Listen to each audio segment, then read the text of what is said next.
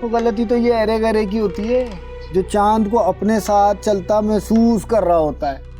मुझे बात समझ में नहीं आई। रौनक भाई, एक दफा ना एक चील ने उड़ते उड़ते बकरी को देखा कि जंगल में एक हाथी बकरी को फल तोड़ तोड़ के खिला रहा।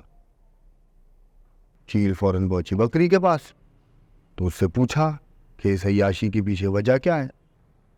तो बकरी ने बताया, ये सब मेरी नेकी का फल है। चील ने पूछा, कैसी नेकी? बकरी बोली, एक दफा जंगल में शेरनी मर गई थी, उसके बच्चे भूख से बिलक रहे थे, तो मैंने उन्हें अपना दूध पिलाया। बस ये देख के शेर बड़ा खुश हुआ। उसने जंगल के सारे बड़े जानवरों को बुलाया और ऐलान किया कि आज से बकरी का ख्याल रखना है, सबसे पहला फल जंगल में बकरी खाएगी। चील ने ये सुनते ही उड़ान भरी और इधर उधर नेकी की तलाश में घूमने लगी।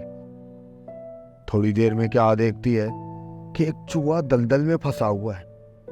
चील ने फौरन नेकी के शौक में जाके उसे दलदल से निकाल दिया। अब जोड़ने लगी तो उड़ा नहीं जाता। चिड़ क्यों नहीं उड़ पा रही थी? कैसे उड़ती जनाब, वो चूहे ने उसके पर जो काट दिए थे। चील रोती रोती पहुंची बकरी के पास, कहने लगी, तूने नेकी की तो तुझे मिला फल, और मैंने नेकी की तो उसने मेरे पर काट लिए। पता है बकरी ने क्या कहा? बकरी ने कहा, मैंने शेर के बच्चे के साथ नेकी की थी और तूने चूहे के साथ। नस्ल बड़ी माने रखती है जनाब। रौनक भाई, मुझे माफ कर दे, मैं नस्ल नहीं पहचान सका।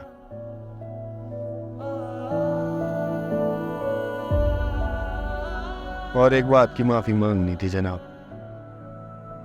मैंने ना आपको गलत बंदे की मिसाल दी थी। वो कहावत मुझे परी को सुनानी चाहिए कि तूतिया मन तूतिया, तू ऐस गली न जा, ऐस गली दे जट बुरे लेंदे फाया फान। रशीद भाई, परी का कोई कसूर नहीं था। वो तो उस मासूम चील की तरह थी जिसके पर सजावल काटना चाह रहा था। सच कहते हैं लोग जनाब, मोहब्बत करने वाले दो लोग चांद और सूरज की तरह होते हैं। बीच में कोई तीसरा आ जाए तो गिरने लग जाता है।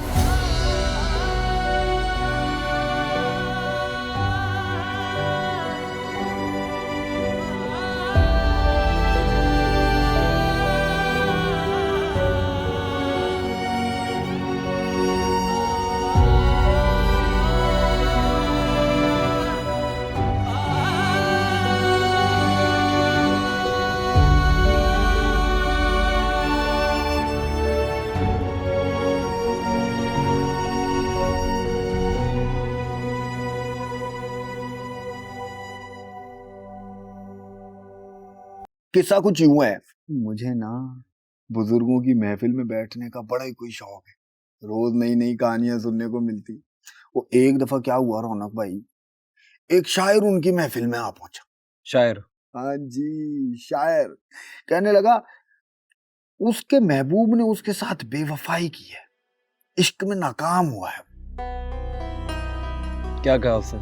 वो कहने लगा कि हम शायर अपने महबूब की तारीफ में जमीन आसमान एक कर देते हैं और चांद का दर्जा दे देते हैं, मगर उनमें चांद वाली कोई क्वालिटी नहीं होती। कैसे? और यही बाबे ने भी कहा, कैसे? फिर शायर ने क्या जवाब दिया? वो कहने लगा चांद बेवफा होता है, किसी भी अरे गरे नत्थू कहरे के साथ उठ के चल देता है। तो फिर उसने क्या जवाब दिया? और बाबे ने कहा, देख पुत्र, चांद की कोई गलती नहीं है, चांद बेवफा नहीं होता, और चांद तो अपने महबूब के इर्द गिर्द उसी के मदार में घूमता रहता है। वो गलती तो ये अरे गरे की होती है जो चांद को अपने साथ चलता महसूस कर रहा होता है। मुझे बात समझ में नहीं आई। काइंडली अगर मजीद वाज़ेह कर दें बात। और आप ना परी के चांद हो। और जब उसने आपको हीर के साथ देखा तो वो समझ बैठी कि उसका चांद उसके साथ चल रहा है। और सजावल ने परी को अकेले पाया और समझने लगा इस चांद के साथ मैं चल दूंगा। जब आपने अपने चांद को देखा तो वो सजावल के साथ चल रहा है। वो किसी ने भी चांद के बारे में नहीं पूछा, उसके बारे में कुछ भी नहीं सोचा। सबने बस सोच लिया कि चांद गलत है अपनी तरफ से। पता नहीं, मुझे तो कुछ भी समझ नहीं आया। आपको समझ आया? आज एक शेर की आमद हुई, मैंने सोचा क्यों ना आपके साथ शेयर किया जाए। मुझे शेर व शायरी में कोई दिलचस्पी नहीं।